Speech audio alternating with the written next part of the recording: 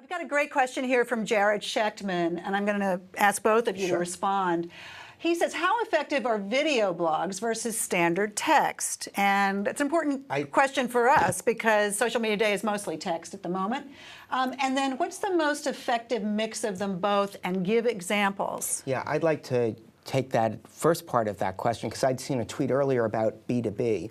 And from my own experience, I was one of the first to start video blogging back in 2008, and I think Amanda Condon was one of the only ones out there. And you know, our business was changing. The role of TV was declining to some degree, and we had to come up with new product services. And my thought was, well, I should engage in it before I start creating products, so I might actually learn on our own money instead of our clients' money.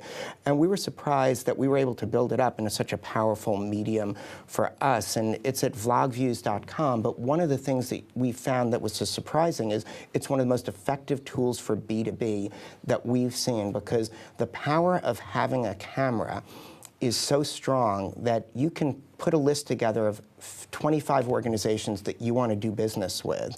And you can say, guess what? We're going to go to a trade event where they're all going to be there. And a week before, we're going to do a special series for our video blog.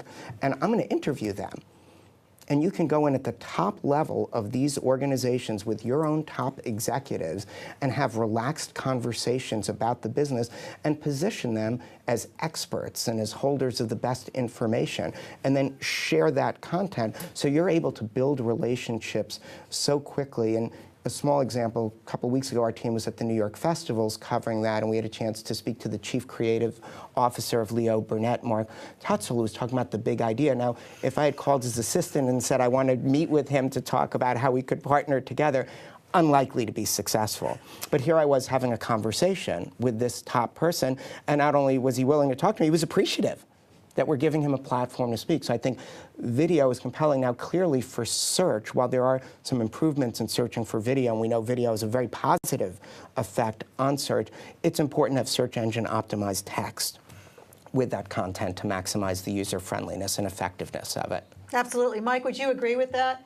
To a certain extent, you know, from my perspective, it's not an either or. So it's not an either text blog or video blog. It's going to be a mix of both. And having purpose, and I think Doug said this really well, having purpose behind why you're doing video content, right? So, you know, for instance, there was a study done just this past March by Envoto that measured whether or not product videos had an effect on purchase confidence. And what they found in this particular study is that it had a big effect on people's confidence in making a purchase after they've seen the video come to life. And I mean, the great thing about video, and we all know this, is it's probably as close to being as human as possible, because you have sights, you have motion, you have sounds, but it doesn't mean that video is appropriate in all cases. So, you know, I consume a lot of my content when I'm at the gym, when I'm on the subway coming in and out of work. That's where I'm consuming content. I'm not necessarily going to stop to watch videos in those moments. So,